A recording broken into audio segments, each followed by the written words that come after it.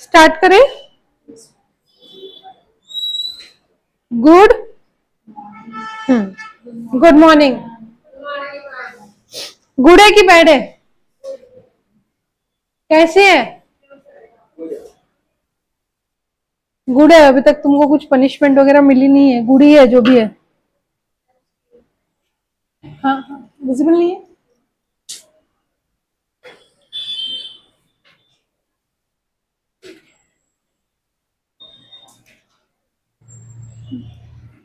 Visible.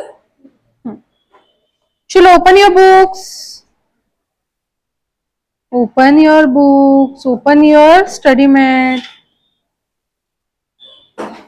And notes and question bank.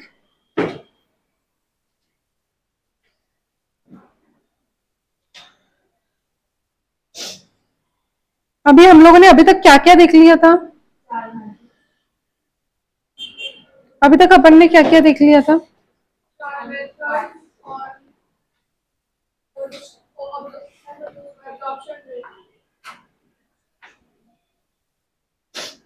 भैया बोल रहे थे एब्जॉर्प्शन रेट नहीं पढ़ाया।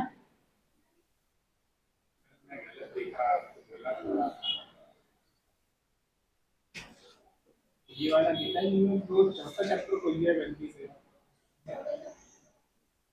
Activity based cost next chapter, वो आपके क्वेश्चन बैंक में चौथा चैप्टर है, ऐसे चैप्टर नंबर 5 है क्योंकि आपके क्वेश्चन बैंक चैप्टर 2 से स्टार्ट हो रही है ना, 1 चैप्टर तो है नहीं। ठीक है ना भैया, कोई बात नहीं। अपने ओवरहेड क्या होता है वो देखा?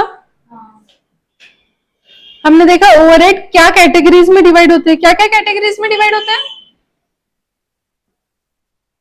ओवरहेड? अभी प्राइमरी ओवरहेड्स और सेकेंडरी ओवरहेड्स को कैसे डिस्ट्रीब्यूट किया जाता है? प्राइमरी ओवरहेड अलोकेट होते हैं, प्राइमरी ओवरहेड अलोकेट होते हैं और फिर सेकेंडरी ओवरहेड एब्जॉर्ब किए जाते हैं, अपोर्शन किए जाते हैं, एब्जॉर्ब किए जाते हैं। करेक्ट है? याद है कि नहीं याद है? प्राइमरी ओवरहेड अलोकेट कैसे होते हैं? बेस्ड ऑन जो भी बेसिस दिया रहता, अगर आपका रेंट है तो एरिया, अगर डेप्रिसिएशन है तो मशीन क्या, value of machine, book value of machine, cost of machine, investment एक दो जगह पे। अगर सन्ड्रीज दिया रहा तो क्या करोगे? और अगर अदर ओवरहेड्स दिया रहा तो ये प्राइमरी अलोकेशन होता है। उसके बाद दो डिपार्टमेंट में होता है प्राइमरी अलोकेशन, प्रोडक्शन डिपार्टमेंट और परक्यूजिट्स। परक्यूजिट सैलरी पे होगा।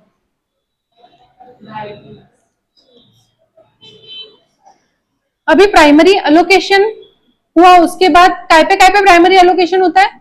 दो प्रकार के इसमें होता है, प्रोडक्शन डिपार्टमेंट और सर्विस डिपार्टमेंट। फिर अपन उसके बाद क्या करते हैं? सेकेंडरी डिस्ट्रीब्यूशन किसका करते हैं? सर्विस डिपार्टमेंट के ओवरहेड्स का। सर्विस डिपार्टमेंट को अपन सेकेंडरी डिस्ट्रीब्यूट करते हैं किसमें? प्रोडक्शन डिपार्टमेंट में। ठीक है, उसकी कितनी मेथड्स है? हाँ, 3 मेथड है। पहले तो प्राइमरी 3 मेथड है। पहली मेथड क्या है? Direct allocation. डायरेक्ट एलोकेशन, एक सर्विस डिपार्टमेंट से दूसरे सर्विस डिपार्टमेंट में कुछ जाता है क्या प्रीत उसमें? फिर दूसरी मेथड का नाम क्या है? उसका दूसरा नाम बताओ। स्टेप लैडर भूलोगे नहीं ना, क्योंकि पेपर में बहुत बार स्टेप लैडर लिखा हुआ आता है, याद रहेगा?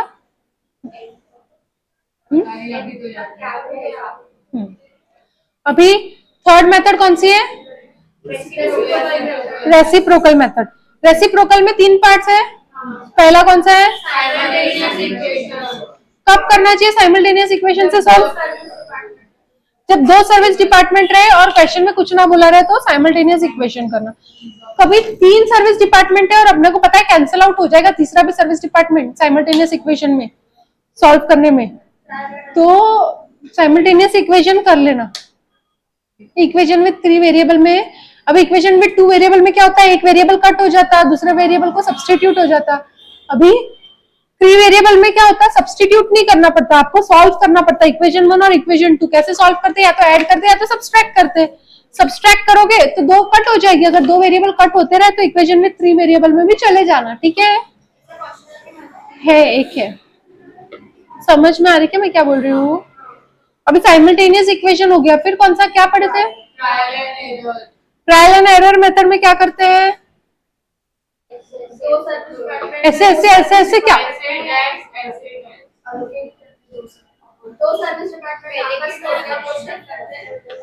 कितना कितना करते हैं? हाँ, जो परसेंट दिए हैं वो कितने अमाउंट पे?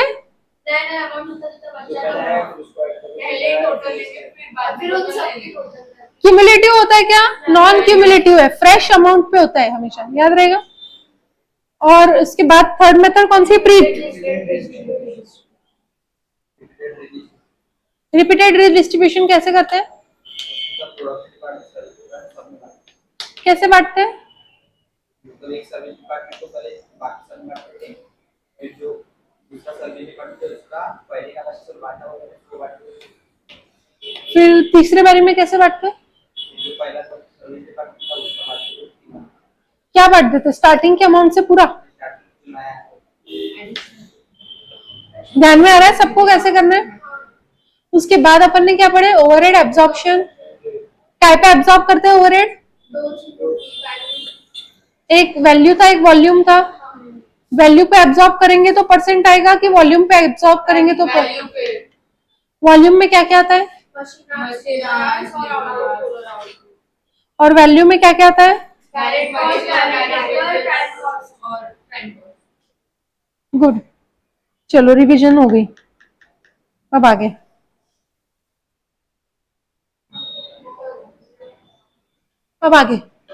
आ जाओ स्टडी मैट में।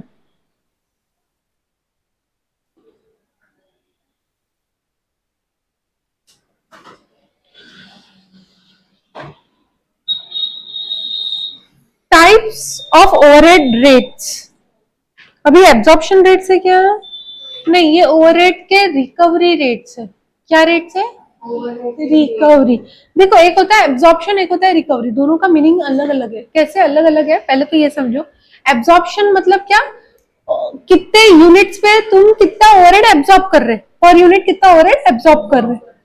और रिकवरी मतलब जब आपका बन गया उसके बाद हमको इतना ओवरहेड रिकवर करना है इतने यूनिट्स पे, तो कितने यूनिट्स पे ओवरहेड रिकवर कर रहे। एब्जॉर्प्शन जो है वो आपका बजटेड के बेसिस पे बनता है, रिकवरी जो है वो आपका एक्चुअल पे बनता है। हाँ, एक्चुअल पे रिकवर करेंगे। एब्जॉर्प्शन रेट निकलता है, इसका मतलब वो आपको पहले बजटेड ओवरहेड्स कितने थे और तुम्हारा बजटेड आवर्स कितना था, तो पर आवर रेट जो है वो एब्जॉर्प्शन रेट है कि इतना आप पर आवर एब्जॉर्ब करोगे ओवरहेड, ऐसा अपन ने अंदाजा लगाया है। और रिकवर मतलब जितना तुमने अंदाजा लगाया था उतना तुम रिकवर कर रहे हो कि नहीं कर रहे हो, एक्चुअल में क्या हो रहा है, दैट इज रिकवरी। समझ में आया कि दोनों करना सेम तरीके से रहता है, सेम चीज रहती है, लेकिन डिफरेंस क्या रहता है? एक बजटेड पे होता है, यानी एक चीजें होने के पहले एस्टिमेटेड रहता है, दूसरा जो है वो होने के बाद पोस्टमार्टम रहता है।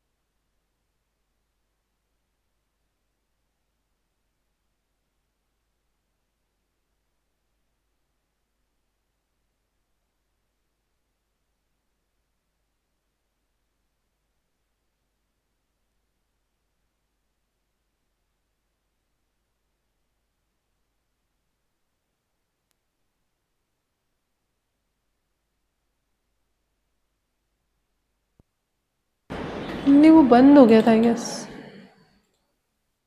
Hello hello hello hello. अब चालू हो गया। हम्म। प्री डिटरमाइंड नाम से ही पता चल रहा है पहले से डिटरमाइन करा हुआ, यानी ये बाद में अभी एक्चुअल पे डिटरमाइन होगा क्या? नहीं, पहले से डिटरमाइन करेगा। Determine in advance by estimating amount of overheads for the period in which it is to be used. It is computed by budgeted amount of overheads upon budgeted base. यानी पहले से determine करके रखा कि हमारा कितना recover होना चाहिए। हमारा 10 लाख का खर्चा होगा, ऐसा हमने अज्यूम किया 10 लाख का खर्चा होगा और हम 5,000 घंटे काम करवाएंगे, तो हमारा 200 रुपए का रिकवरी रेट होना चाहिए। ये कौन सा रेट हो गया? Pre determined.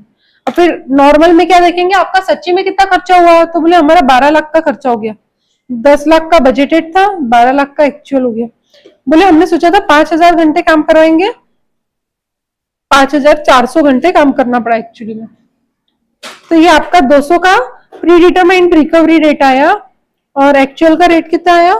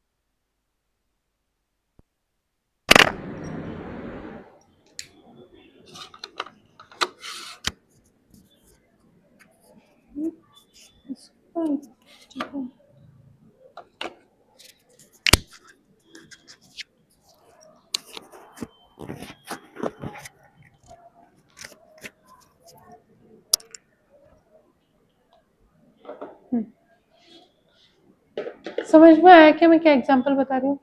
तो ब्लैंकेट रेट कहाँ पे लगा सकते हो? जहाँ पे सिमिलर कैटेगरी ऑफ बिजनेस हो, सिमिलर कैटेगरी ऑफ बिजनेस हो, सिमिलर टाइप्स ऑफ प्रोडक्ट हो। जैसे मारुति के शोरूम, मारुति कंपनी क्या बनाती है? गाड़ियाँ, सब कार ही बनाती है वो। टू व्हीलर बनाती है क्या? मारुति की टू व्हीलर आती है क्या? कौन सी टू व्हीलर आती है? हाँ, अरे नॉर्मल कोई टू व्हीलर आती है क्या मारुति की?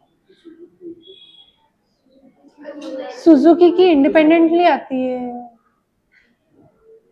मारुति की आती है क्या? उसके कंपैरिजन में महिंद्रा, महिंद्रा का क्या क्या आता है? फोर व्हीलर आती है, ट्रक ट्रैक्टर्स भी आते हैं, यानी हैवी लोड व्हीकल्स भी आती है और नॉर्मल लग्जरी व्हीकल्स भी आती है। लग्जरी व्हीकल्स यानी कार वगैरह, और हैवी लोड व्हीकल्स मतलब ट्रक ट्रैक्टर्स, ये सब ट्रक्स, बड़े बड़े ट्रक्स नहीं चलते। तो अब वो सेम कैटेगरी ऑफ बिजनेस में है, लेकिन जो बिजनेस का सब क्लासिफिकेशन है वो चेंज होगा। सब क्लासिफिकेशन मतलब अभी ट्रक ट्रैक्टर्स को सेम कैटेगरी ऑफ एनवायरमेंट में चलाना रहता है क्या, as compare to car? Car कहाँ पे चलती है? कंक्रीट रोड्स पे चलती है। ट्रक ट्रैक्टर्स कहाँ पे चलते हैं? हर जगह पे चलते हैं। ट्रक्स तो कहीं पे भी चलते हैं, और ट्रैक्टर्स कहाँ पे चलते हैं? खेत में चलते हैं। तो उनका जो पहिए है, व्हील्स है, वो वैसे बनाने पड़ेंगे उनको, हाँ या ना? डिफरेंस रहेगा। उस चक्कर में ओवरहेड भी डिफरेंट हो सकता है, हाँ या नहीं? तो फिर तुमको ब्लैंकेट रेट लगा सकते हो क्या? नहीं। वेरस मास, हाँ, जेसीबी कौन बनाता है? कौन सी कंपनी बनाती है?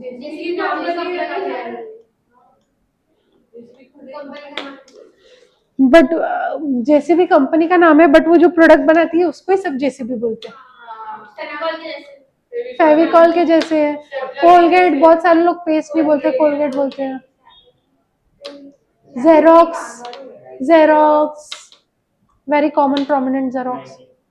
हाँ, मैगी, कुरकुरे, सब जने कुरकुरे ही बोलते हैं। दूसरे भी ब्रांड का कुछ भी उठा के लाए तो भी कुरकुरे ही बोलते हैं, हाँ या नहीं? चलो, ब्लैंकेट रेट का मीनिंग समझा क्या? सेम कैटेगरी ऑफ प्रोडक्ट्स में चाहिए, same line of business stream में चाहिए, समझा? दोनों भी चीजें साथ में मैच होनी चाहिए।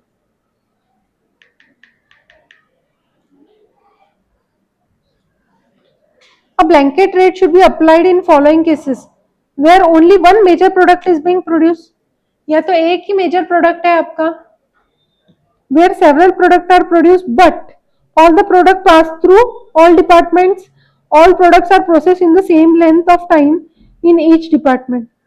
सबका सरीखा नेचर होना चाहिए। जैसे बालाजी का अपन ने देखा एग्जाम्पल, अब बालाजी वाला एक ही प्रोडक्ट में खेलता है क्या? तो फर्स्ट पार्ट में तो नहीं बैठता, सेकेंड में बैठता क्या? हाँ, मल्टीपल प्रोडक्ट है, बट सब प्रोडक्ट को सारे डिपार्टमेंट से जाना पड़ता है। मतलब प्रीमिक्स का डिपार्टमेंट रहेगा, उसका मेन मैन्युफैक्चरिंग डिपार्टमेंट रहेगा जहाँ पे फाइनल प्रोडक्ट बनता है। फिर further processing, quality control check, खाने की क्वालिटी चेक करना जरूरी होती है ना, कि ऐसे ही बेच सकते हैं? सड़ा गला चीजें बेच सकता है क्या कोई? नहीं बेच सकता। तो वो same category of all departments में जाएगा। सबको पैकेजिंग की नीड रहती है, सब पैकेजिंग डिपार्टमेंट के थ्रू जाएंगे। ऐसा है क्या बालाजी के जो वेफर्स मिलते हैं वो खुले मिलते हैं, बालाजी का बाकी कोई पैकेट मिलता है वो पैक मिलता है, ऐसा है क्या? सब में कंसिस्टेंसी है, सारे डिपार्टमेंट से सब चीजें होके जाती है। तो उस सब के लिए तुम ब्लैंकेट रेट फिर लगा सकते हो, या तो ये कंडीशन सेटिस्फाई करो या ये कंडीशन सेटिस्फाई करो।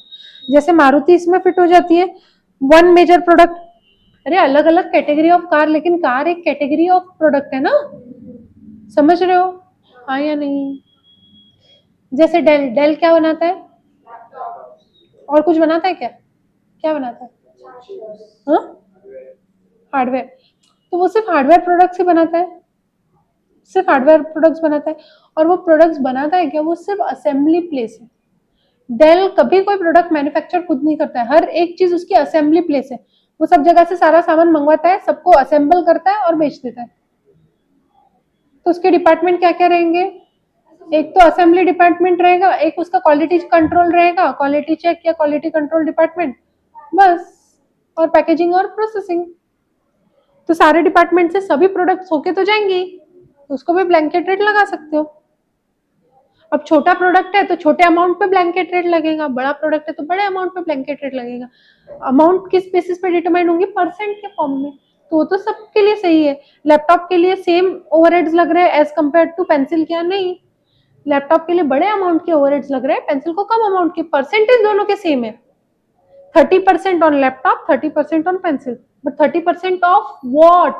तो off the base amount of laptop and pencil. समझ में आया क्या? देखो क्या बोल रहे हैं, ब्लैंकेट रेट क्या रेट होता है? बोले total overheads for the factory, factory के कितने ओवरहेड्स लगे पूरे पूरे बता दो, और total number of units of base for the factory, यानी पूरे फैक्ट्री में कितने यूनिट्स बनाए। से फॉर एग्जांपल बालाजी का, बालाजी की आती है चिप्स, बालाजी का और क्या आता है? भुजिया, भाकरवड़ी, गाठिया, क्या कोई प्रोडक्ट बोला और क्या? शेंगदाने, चूड़ा, ये सब के खर्चे मिला दिए सारे ओवरहेड, सारे डिपार्टमेंट के, डिवाइडेड बाय कितने पैकेट्स ऑफ चिप्स बने, प्लस कितने पैकेट्स ऑफ भुजिया बने, कितने पैकेट्स ऑफ भाकरवड़ी बने, कितने पैकेट्स ऑफ नमकीन सारे बने, सबकी टोटल डिनोमिनेटर में। तो सबका मिला के एक रेट बनेगा। समझ में आया क्या? तो वो जो रेट बनेगा वो रेट से रिकवर अपन करेंगे। समझ में आया क्या? समझ में आ रहा है क्या मैं क्या बोलना चाह रही हूँ? अभी लास्ट है डिपार्टमेंटल ओवरहेड रेट। अभी ये डिपार्टमेंट टू डिपार्टमेंट रहेगा, इसलिए डिपार्टमेंटल है। नॉर्मल देखा अपन ने एक्चुअली कितना ओवरहेड लग रहा और एक्चुअल कितने, क्या एक्चुअल उसका बेस कितना है। फिर बाद में प्री डिटरमाइंड में क्या देखा? बजटेड कितना ओवरहेड लग रहा और बजटेड कितना बेस था। ब्लैंकेट में क्या देखा?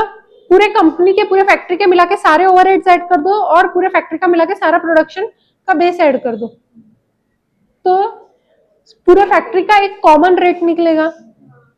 अभी तक पहले जो दो देखे थे वो हर कैटेगरी में अलग अलग थे।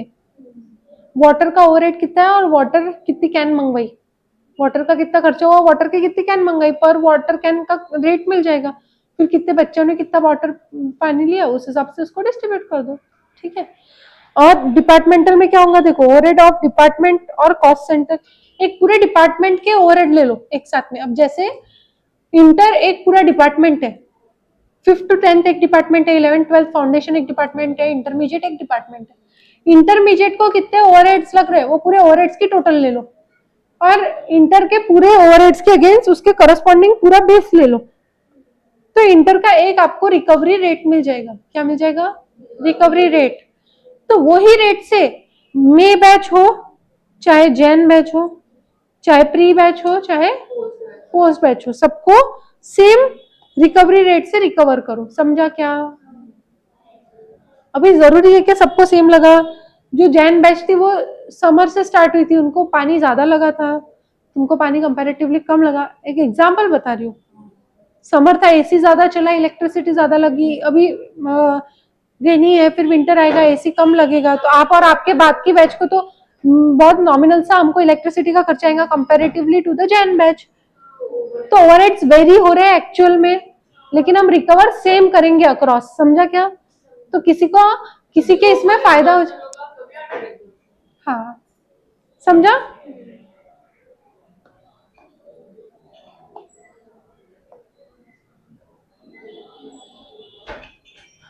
चलो क्वेश्चन पे आते हैं,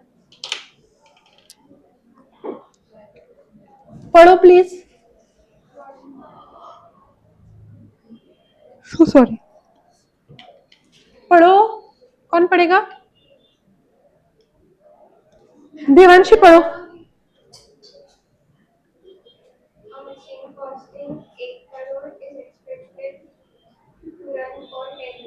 हम्म,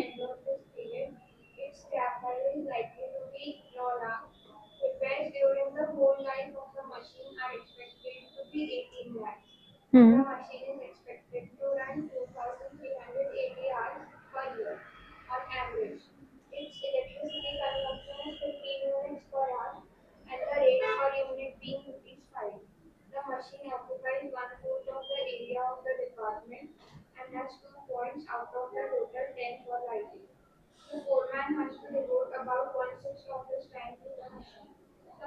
rent of the department is 30,000 and the lighting charges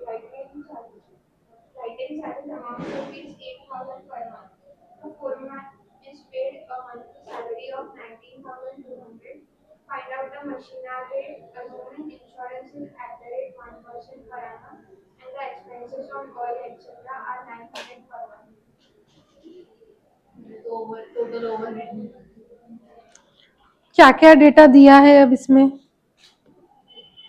आपको मशीन की वैल्यू बता दी, मशीन में रिपेयर्स वर्क का खर्चा बता दिया, through out the life of machine, machine कितना रन करेगी ये भी बता दिया एक साल में, उसका इलेक्ट्रिसिटी कंजम्पशन कितना है, बोले 15 यूनिट्स पर आवर, आपको आवर्स बताया है कितने रन करेगा एक साल में, और रेट भी बताया है 5 रुपए का है। मशीन 1/4 एरिया लेगा डिपार्टमेंट का और 2 पॉइंट्स है आउट ऑफ 10, 2 आउट ऑफ 10 तो 2/10 ऑफ लाइटिंग चार्जेस इसका हो गया, क्योंकि लाइटिंग पॉइंट्स 2/10 है तो 2/10 ऑफ लाइटिंग चार्जेस इसका हो गया। Foreman has the devoted about 1/6 of his time to the machine, तो फोरमैन की सैलरी का 1/6 जो है वो ये मशीन की वजह से है, तो मशीन को ओवरहेड हो गया। वो समझ में आ रहा क्या? क्या बोल रही हूँ मैं, समझा कि नहीं समझा? Monthly rent of department is 30,000, rent 30,000 है, कितनी जगह ले रहा है मशीन, 1/4 ले रहा है, तो 30,000 का 1/4 मशीन का हो गया कितना, 7,500 आया? 500 समझा? 7,500 अपने को मशीन का ही रेट पूछा है। फिर बाद में क्या बोल रहे हैं, lighting charges amounts to 8,000 per month, 8,000 कितने पॉइंट्स के लिए, 10 पॉइंट्स के लिए, यानी 800 पर पॉइंट हो गया। कितने पॉइंट है अपने पास, 2, तो अपना कितना हो गया, 1600 अपना हो गया। हाँ या नहीं? फैक्ट्री का ओवरहेड देते मशीन का, सिर्फ मशीन के बारे में देखो, सिर्फ मशीन के कितने खर्चे लग रहे मुझे,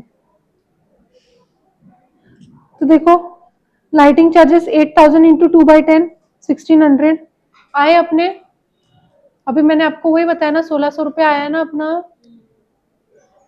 फिर फोरमैन की सैलरी कितनी है, 19,200, कितना 1/6 ऑफ द टाइम डिवोट कर रहा है, तो 19,200 का 1/6 कितना होता है, करोगे एलसी पे? 3,200 तो देखो फोरमैन सैलरी 3,200, समझ में आ रही क्या बात? और क्या रह गया, 1% of insurance insurance is 1% per annum. अभी आपकी मशीन की वैल्यू देखो, कॉस्ट कितनी है, 1 करोड़, 10 साल की लाइफ है, 9 लाख रुपए उसका स्क्रैप वैल्यू है। डेप्रिसिएशन कितना हो गया, 9 लाख 10,000 पूरे साल का ना, तो मैंने कहा महीने को 7,583 आएगा सबका 75,833। कैसे किया अपन ने, कितने किए, 1 करोड़ किए ना, 100 लाख की मशीन माइनस 9 लाख का डिवाइडेड बाय 10 साल, द होल डिवाइडेड बाय 12 महीने, ये किया सबने। ठीक है, ये मैच हुआ। अब अपने को क्या बोला है, 2 चीजें बोला है, इंश्योरेंस 1% पर एनम है, इंश्योरेंस काय पे लगता है, वैल्यू पे, तो कितनी इन्वेस्टमेंट है, 1 करोड़ का 1%, 1 लाख पूरे साल का, तो 1 महीने का कितना, डिवाइडेड बाय 8,333 तो देखो इंश्योरेंस 8333 आया, क्योंकि अपने को पर मंथ चीजें दी है ना मैडम। ये देखो 30,000 8,000 ये सब मंथली, रेंट 30,000, चार्जेस 8,000, तो मंथली दिए हैं खर्चे, तो मंथली ही लेना है अपने को। इसलिए अगर अपने को एनुअल दिए रहते खर्चे तो अपन एनुअली निकालते थे, अब मंथली खर्चे दिए इसलिए अपन मंथली निकाल रहे। समझा क्या क्या किया अभी तक के? अब अपने को इंश्योरेंस भी हो गया अपना, क्या बचा फिर, ऑयल एक्सपेंसेस 900 रुपए पर मंथ, तो ऑयल एक्सपेंसेस 900 रुपए पर मंथ, ये हो गए आपके सारे खर्चे, हो गए क्या, हो गए क्या?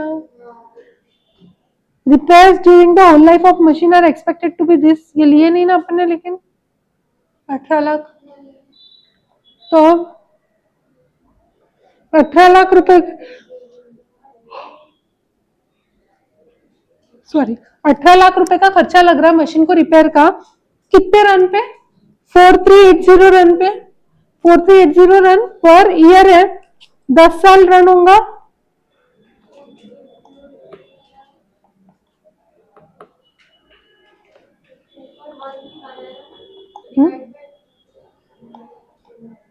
हाँ पर ईयर है, नहीं तो 18 लाख डिवाइडेड बाय 10 कर लो, 1,80,000 एक साल का है खर्चा। ये 18 लाख ऑफ द मशीन पूरा बोला है फॉर द मशीन लाइफ, देखो repairs during the whole life of machine बोला है, यानी 10 साल का खर्चा दिया है 18 लाख, तो एक साल का खर्चा कितना, 1,80,000, 1,80,000 कितने रन पे है, 4380 पे, तो पर 41.0 ये 18 लाख कितने घंटे के लिए है, और ये एनुअल घंटे है, मतलब पूरे साल के, तो पर मंथ का Divided by- आवर्स आएंगे, उसके रेशो में करेंगे ना, डिवाइड बाय 10। वही बता रही हूँ, 1,80,000 आपके एनुअल आया, और आपके आवर्स पर ईयर पूरे दिए हैं,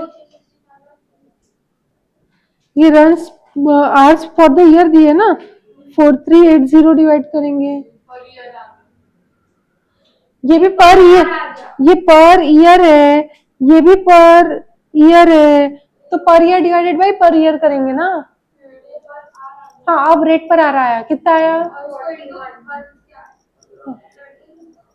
क्या 41 पॉइंट, बस इतना ही है कि कुछ है उसके आगे, 095 है ना 109,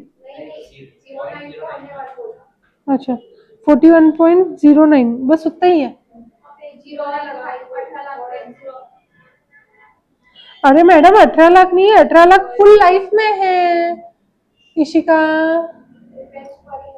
repairs during whole life is 18 lakh, life कितनी है उसकी 10 साल की, तो एक साल में कितना, 1,80,000, अब समझा, अभी अपने को एक महीने के कितने घंटे, 365 एक साल के 4380 है, तो डिवाइडेड बाय 12, 365, ये कैसे आया 365, समझा क्या, तो ये रेट इंटू 365,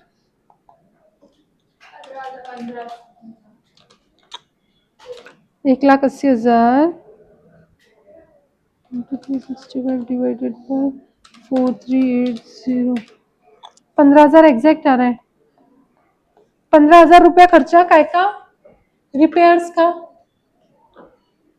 रिपेयर्स देखो 41.1 रुपीज अपन ने निकाला था, टोटल अमाउंट 15,000, ठीक है, यहाँ तक के क्लियर है, हाँ या नहीं।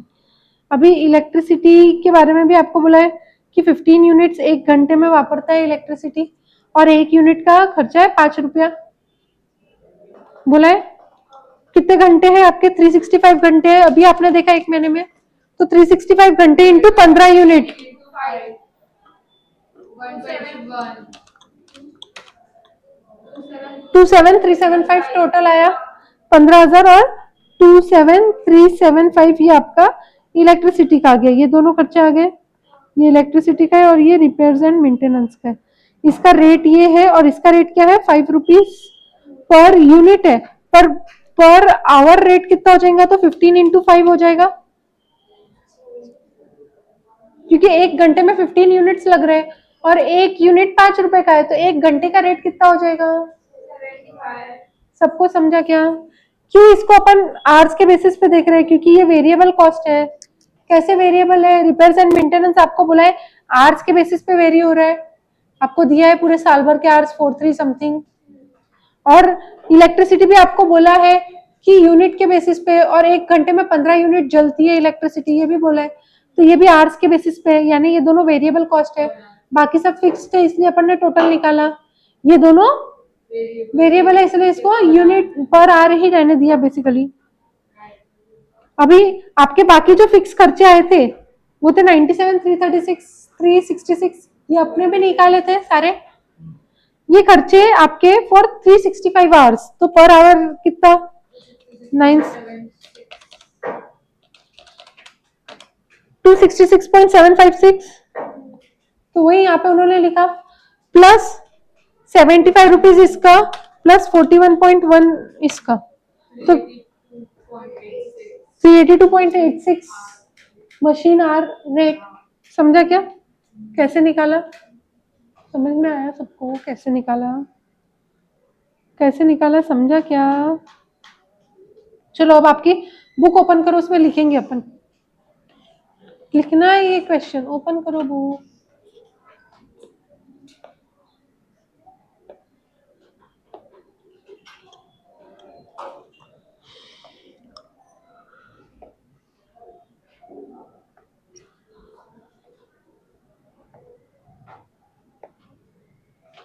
ओपन किया बुक? लिखो computation of machine hour rate.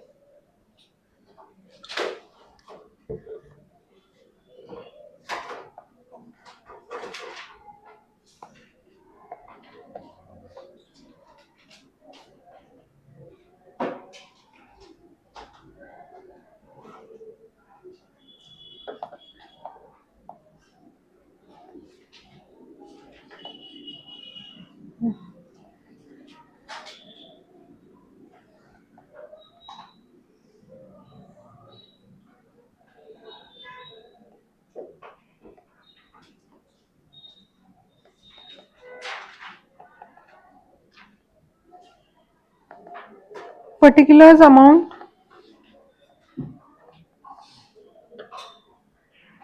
Particulars में फर्स्ट फिक्स्ड कॉस्ट,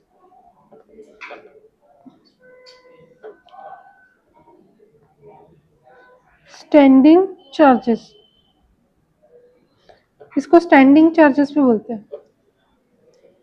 क्या क्या है फिक्स्ड कॉस्ट? सबसे पहले तो डेप्रिसिएशन है, फर्स्ट ही पॉइंट में बोला है। कैसे निकालोगे? तो वर्किंग बाजू में ही बना लो। 100 lakh minus 9 lakh divided by 10 1 by 12 कितना आता है?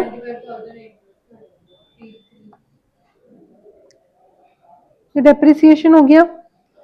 तो अपन ने ये वापर लिए, ये वापर लिए, ये वापर लिए। रिपेयर्स जो है वो आपका वेरिएबल आएगा तो वो छोड़ दो। फिर इलेक्ट्रिसिटी जो है वेरिएबल आएगा, उसको छोड़ दो। Machine occupies 1/4 of the area, तो रेंट देख लो।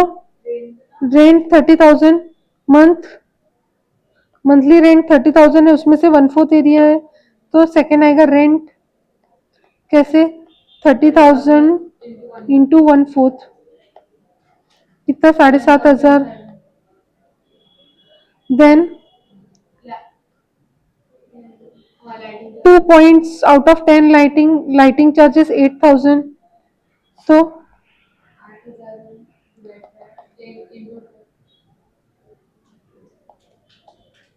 8,000 into 2 by 10 कितना? 1,600 रुपए। Then foreman has devoted about 1/6 of his time to machine, तो foreman salary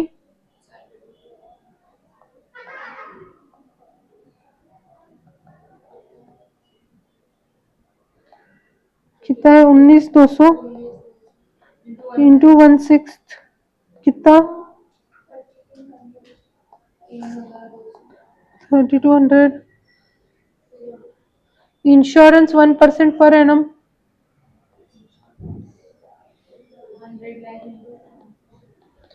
100 lakh into 1% into 1/12 कितना? 8,333 833 833 अरे 8,330। फिर ऑयल एक्सपेंसेस 900 पर मंथ, और कुछ बचा? अब दो ही चीजें बची जो वेरिएबल थी, बाकी तो कुछ बचा नहीं क्वेश्चन में। देखते जा रहे हो ना मैं कैसे मार्किंग कर रही हूँ, ये पेंसिल से आपको मार्किंग करना है ताकि कुछ मिस ना हो। 97,366 ये हो गया आपका total fixed cost.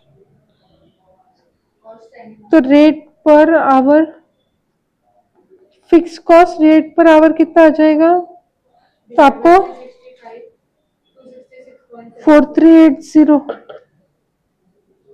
4380 divided by 12 ये यहाँ पे जाएगा और यहाँ पे आएगा 97366 कितना आ रहा?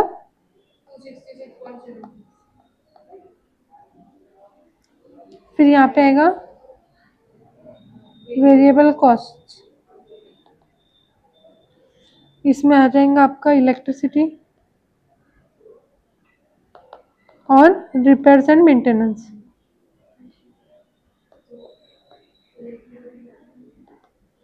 इलेक्ट्रिसिटी का क्या बोला है? देखो इलेक्ट्रिसिटी 15 यूनिट्स पर आवर और 5 रुपीज पर यूनिट, तो 15 units per hour into 5 rupees per unit, तो ये हो गया आपका 75 rupees per our. Repairs and maintenance का कैसे आएगा? Repair 18 lakh divided by 10 years यानी 1,80,000 इंटू 1/12 1/12 इंटू 4380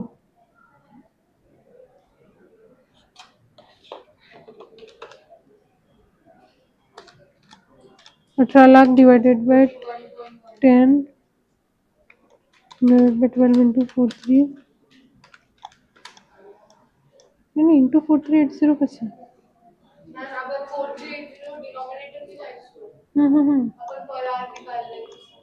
हाँ ना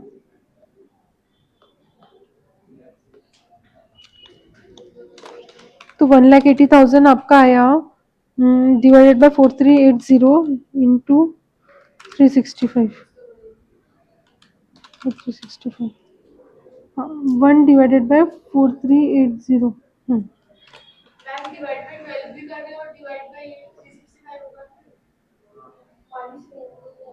बस ये ऐसे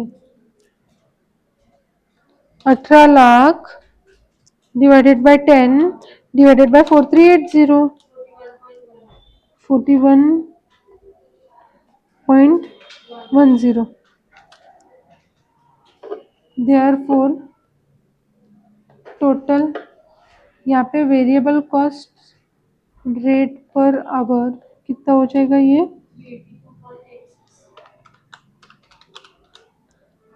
116.10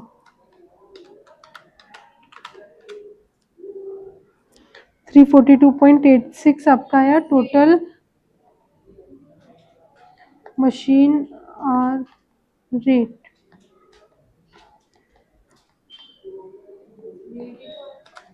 समझा क्या? नहीं 342 आ रहा है ना?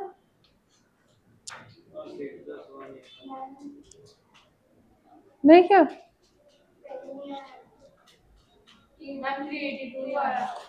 मैंने क्या मिस करी फिर? 75 प्लस 41.1 प्लस 266.76 ही है ना वो? हाँ 382.86 382.86 आ गया। कैसे निकालना है समझा? समझा क्या? क्वेश्चन टफ था क्या इजी था? क्वेश्चन कुछ भी नहीं था उसमें।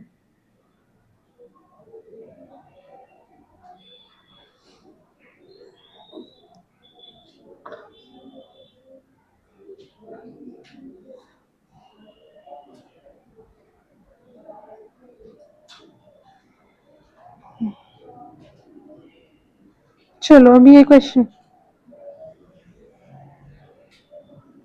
करेंगे नेक्स्ट। चलो क्या हो गया?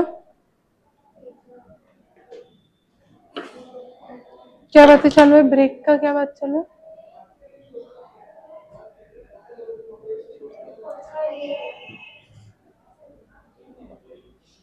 आज ज्यादा नहीं पढ़ रहे हैं, ये क्वेश्चन पढ़ो फिर थोड़ा सा पढ़ के बंद कर दे रहे, ठीक है? थोड़ा जल्दी जल्दी पढ़ो, फिर पढ़ो Namit. A machine cost center contains three machines of equal capacity. To operate these three machines, 9 operators are required. 3 operators on each machine. Operators are paid 20 per hour. The factory works for 48 hours in a week, which includes 4 hours setup time. The work is jointly done by the operators. The operators are paid fully for the 48 hours. In addition, they are paid a bonus of 10% of productive time. Costs are reported for this company on the basis of 34 weekly period. The company, for the purpose of computing machine hour rate, includes the direct wages of the operator and also recoupes the factory overheads allocated to the machine. The following details of factory overhead applicable to the cost center are available. Depreciation and machine per annum on original cost of machine. Original cost of each machine is 52,000. Maintenance and repairs for per week per machine is 60 rupees. Consumable stores per week is 75 rupees. Power 28 rupees per hour per machine and rate of 50 paisa per unit. No power is used during the setup hours.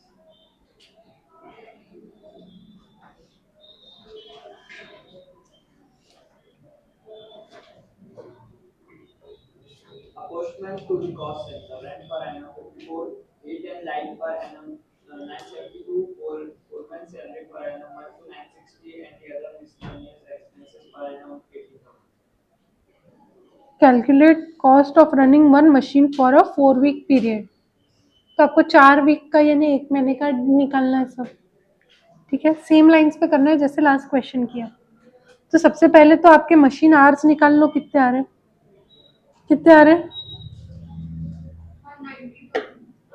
48 hours a week काम करते हैं, setup cost setup cost में कुछ काम होगा क्या? नहीं। तो 4 आवर्स सेटअप टाइम लग रहा है एक हफ्ते में, और एक हफ्ते में 48 आवर्स काम कर रहे हैं, 176 तो -4 44 आवर्स इंटू 4 हफ्ते, मशीन आवर्स 176 आवर्स आया अपना भी आंसर, ठीक है? यहाँ तक के क्लियर है? अभी स्टैंडिंग चार्जेस कौन से हैं पहले वो देख लो, यानी फिक्स्ड कॉस्ट, स्टैंडिंग चार्जेस यानी डेप्रिसिएशन, पावर, कितना है? 10% of, original cost of machine है हाँ, तो 52,000 यानी 5,200, पर ईयर आ गया नहीं 13 हाँ, पर मंथ 5,200 डिवाइडेड बाय क्या किया? 500 into 3 मशीन 5,000, पर मशीन निकालनी है नहीं टोटल पर मंथ निकालना है। हाँ, लेकिन ये आपका पर है ना महंगा ना 5,200, नहीं वो मशीन का हम कर रहे हैं। हाँ, तो 3 मशीन भी लेंगे, लेकिन कैसे करेंगे? पर मशीन 433 आया तो इंटू 3 कर देंगे तो 1300 पर मशीन 433 कैसे आया? डिवाइड बाय इन्होंने क्या बोला है? On the basis of 13 4 week period, 4 week वाले 13 पीरियड है, 12 है क्या? नहीं, 13 महीने। समझा क्या? ये क्वेश्चन में उन्होंने क्या बोल दिया, समझ में आया क्या? एक साल में 13 महीने हाँ, अपने को कितने का पूछा है? 4 वीक पीरियड का पूछा है, एक 4 वीक पीरियड का पूछा है। ऐसे कितने 4 वीक पीरियड है? 13 4 वीक पीरियड है। उन्होंने एक 1 मंथ एक्स्ट्रा लिया है, समझ में आया? ये एक महीने हाँ, 13 पीरियड है 4 वीक के, 4 वीक का एक पीरियड को क्या बोलते हैं? 1 मंथ बोलते हैं। तो 13 है मतलब 13 मंथ। डिवाइड बाय 13 करना और इंटू 5,200 इंटू 3 डिवाइडेड बाय 13, 1,200 रुपया। सबको समझा क्या क्या बोली मैंने? ये ऐसे क्या चलता मतलब? 13 महीने हाँ, अरे महीने स्टार्ट होते ही 13 से हाँ, कोई कोई महीने में अगर आपने देखा होगा तो 4.5 हफ्ते रहते हैं, कोई कोई महीने में 5 हफ्ते रहते हैं, कोई भी महीने में 4 हफ्ते एग्जैक्ट नहीं रहते। एक्चुअल में 12 महीने में ज्यादा है एक महीने में 100 देता है। एक हफ्ते में कितने दिन रहते हैं? एक साथ तो 4 हफ्ते में कितने दिन हुए? 28 तो 28 365 डिवाइडेड बाय 28 करो, 365 डिवाइड बाय 20 कितना आ रहा? 13 13 महीने होते हैं। समझा? 4 हफ्ते कितने हुए? 13 बार हुए ना। 4 हफ्तों का रिपीटिशन कितनी बार हो रहा? 13 बार हो रहा। लॉजिक समझ में आ रहा क्या तुमको? उसका डाउट है क्या अभी कुछ? 13 हफ्तों 13 महीने का 13 महीने नहीं है वो, 13 पीरियड ऑफ 4 वीक्स है। 13 पीरियड्स ऑफ 4 वीक्स। समझ में आ रहा क्या? क्योंकि हफ्ते के हफ्ते उनके खर्चे हो रहे हैं। सो रहे हो क्या? कौन सा खर्चा निकाला अपन ने? डेप्रिसिएशन। कैसे निकाला? 5200 into 10% into 3 machines into 1/12 कितना आया? 1 by 1/13 13 1200 1200 आया। यहाँ तक के क्लियर है। Maintenance and repairs per week per machine is 60, तो इंटू 3, ये एक हफ्ते का हुआ, इंटू 4 वीक्स। 4 वीक्स पीरियड पूछा है ना, तो कितना? 720 रुपया। समझा क्या? Consumable stores per week per machine is 75, तो into 3 into 4 weeks. Power 20 units per hour per machine at the rate of 80 पैसा पर यूनिट, यानी 176 आवर्स अपन ने निकाले थे पर मशीन था ना 176 hours, into 3 machines into 20 into 0.8 का रेट 8448 रुपीज। समझा क्या कैसे आया? क्या किया मैंने 48 आवर्स का एक वीक था, माइनस 4 आवर्स सेटअप, तो उसने बोला है no power is use during setup, तो 44 आवर्स का एक वीक इंटू 4 वीक का पीरियड इंटू 3 मशीन इंटू एक मशीन को 20 यूनिट्स लगते हैं एक घंटे में, इंटू 80 पैसा का रेट। समझा क्या? समझा? वो चीज करके मैंने यहाँ पे बताई है। पल्ले पड़ा। अभी क्या बचा? अपोर्शनमेंट ऑफ, हमको एक का निकालना है 4 हफ्ते का। अरे ठीक है ना, तो डिवाइडेड बाय 3 कर लेना। हाँ, डिवाइड बाय तो मत करो, इंटू 3 चलता है। कॉस्ट ऑफ रनिंग 1 मशीन बोला है ना, ठीक है। Apportionment to cost center, rent इतना है, हीट इतना है, फोरमैन सैलरी इतना है, मिसलेनियस एक्सपेंडिचर इतना है। ये तो सीधा सीधा ले लोगे, इसको कुछ करोगे क्या? हाँ, तो पर एनम है, इसको क्या करोगे? Divided by 13, 5400 divided by 13, 415.38, 9720 divided by 13। अभी यहाँ पे 13 से डिवाइड कर रहे हैं आप 12 से, अब उस पर डाउट है क्योंकि ये पर एनम है।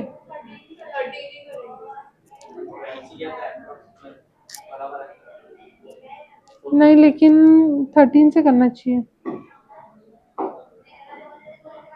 ये इसने देखो, ये थोड़े ये सब चार्जेस उसने ऐड कर दिए हैं पर एनम। अभी बोले ये पर एनम इतना है, ये पूरा खर्चा 3 मशीन का है, 13 हफ्तों का है, 13 से डिवाइड कर रहे हैं।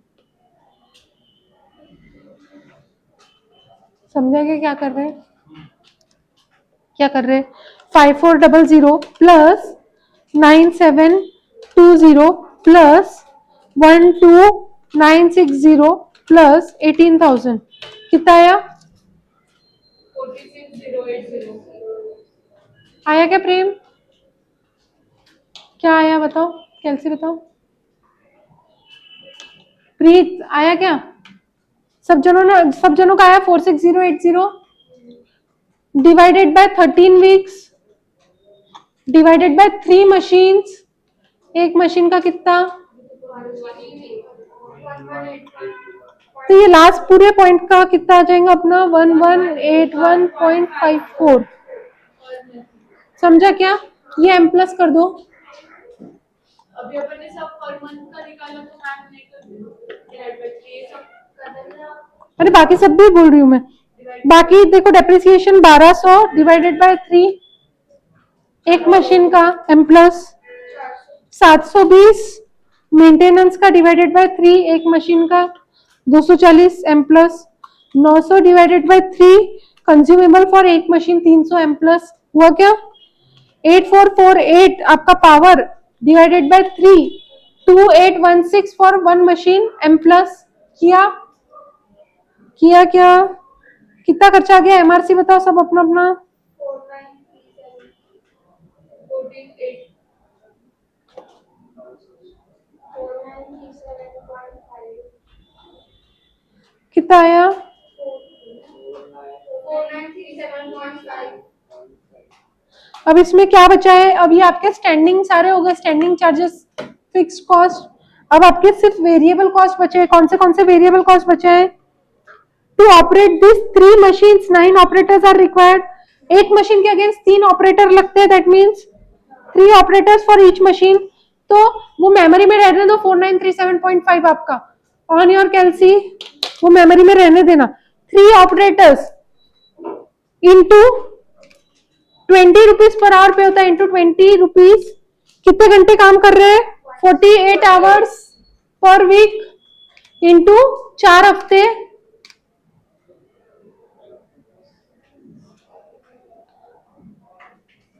इन addition they are paid bonus 10% for productive time ये कितना हो गया 11520 ये 11520 पे होगा एक मशीन के अगेंस्ट तो ये भी एम प्लस कर दो करा क्या अरे यार मैंने मेमोरी में क्या कर दी आप लोगों का क्या नंबर था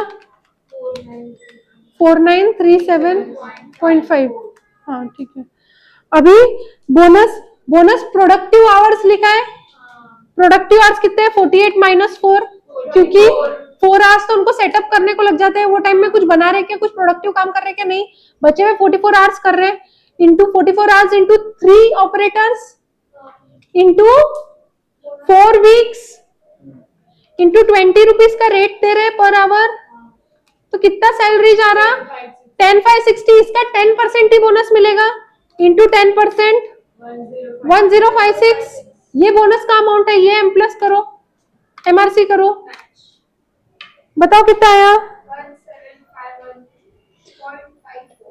1751.54 आया 17513.54 आया एग्जैक्ट सबका आया क्या क्या क्या किया अपन ने समझा क्या चलो लिखो ये भी ओपन करो आपकी book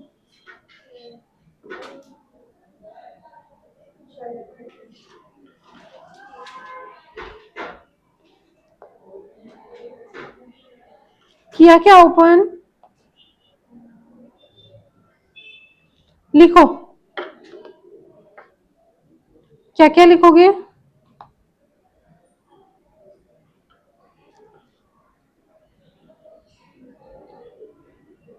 calculation of machine rate per our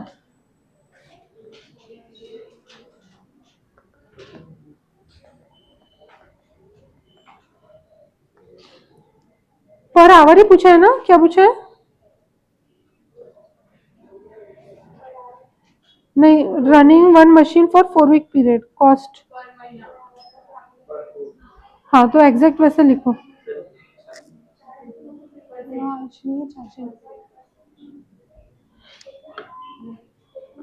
calculation of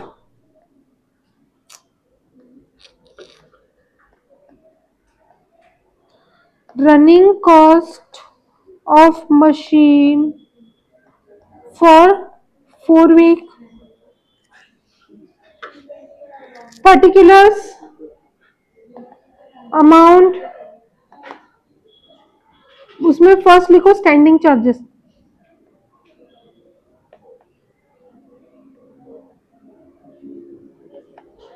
कौन से दिए स्टैंडिंग चार्जेस आपको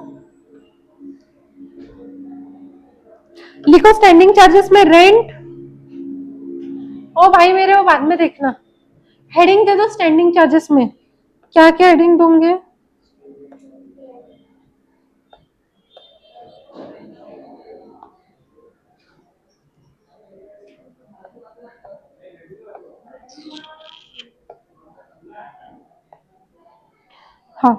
देखो क्या क्या है, रेंट, यहाँ पे अमाउंट, यहाँ पे भी एक अमाउंट दिख रहा है, क्या विजिबल है? अभी इसमें लिखो rent 5400, heat and light 9720, foreman salary, मैं मेरे लिए नहीं लिख रही हूँ, आप लोगों को लिखना है, 12960, अदर मिसलेनियस एक्सपेंस 18000, कितनी टोटल? टोटल बताओ, 46080। तो यहाँ पे कैसे आएगा? 46080 डिवाइडेड बाय 13,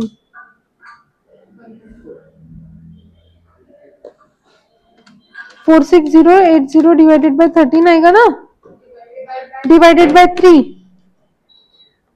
1181.54। ये कैसे आया? तो ये यहाँ पे फोर्स, यहाँ पे नहीं, यहाँ पे 46080 इंटू 1/13 इंटू 1/3 नहीं, इंटू 1/3 नहीं, डिवाइडेड बाय 3। ये 1/13 तो अपन 1 आउट ऑफ 13 वीक्स पीरियड ले रहे हैं, और ये यहाँ पे डिवाइडेड बाय 3, और ये 3 मशीन्स है।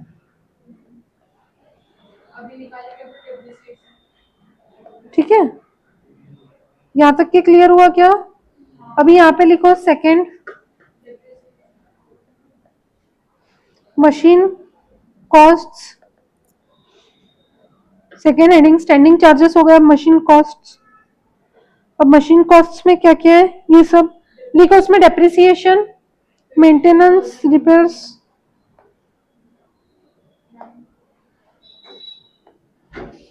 क्या हो गया? हाँ वो मेरे को क्वेश्चन, आज मेरे पास बुक भी नहीं है ना,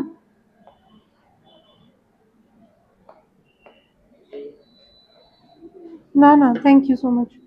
हाँ लिखो, डेप्रिसिएशन 52,000 आपको एक मशीन का दिया है, इंटू 10% इंटू 1/13। फिर आपका आएगा मेंटेनेंस, पूरा पूरा लिखो आप, हाँ सब चीजें, 60 इंटू 4 वीक। फिर है consumables 75 into 4 week, power 20 into 176 hours into 0.8 rupees, 0.8 rupees, 80 पैसा है ना, 0.8 रुपीज। अब टोटल 2816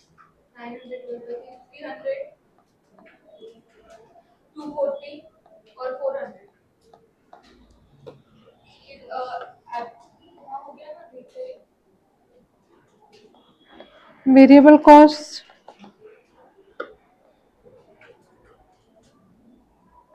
ऑपरेटर सैलरी और bonus, 48 hours into 20 rupees per hour into 4 weeks into 3 operators. एक मशीन के लिए 3 ऑपरेटर है, एक मशीन के 3 ऑपरेटर है मैडम, 9 ऑपरेटर्स है। हाँ अभी bonus 48 minus 4 into 20 into 4 into 3 the whole into 10%, 1056 bonus, और इसका 11,520। तो हाँ क्या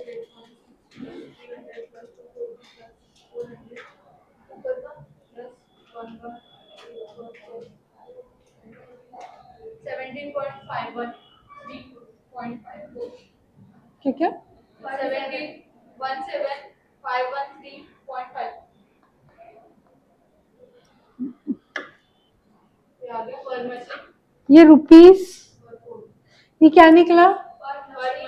running cost of per machine for a 4 week period. ये जो हेडिंग दिए थे अपन ने, calculation of running cost of machine for a 4 weeks period. अभी therefore machine rate per hour कितना, खर्चा कितना लगा? 17,513.54। इफेक्टिव आवर्स कितने थे? 176। कैसे निकाले थे? तो बोले 48 माइनस 4, 44 इंटू कितना? 4 वीक्स पीरियड।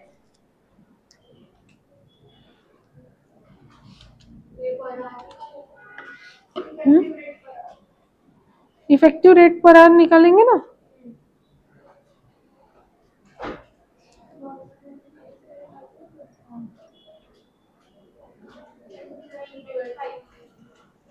कितना आया? यही आया।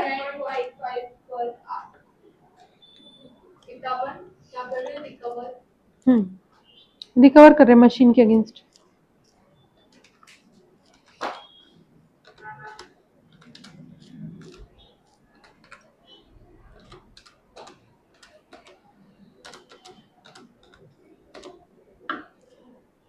₹99.51 रुपीस पर आवर। समझा क्या सबको? क्लियर है? कोई डाउट है इसमें? समझा? चलो अच्छी बात है, लिख लिया।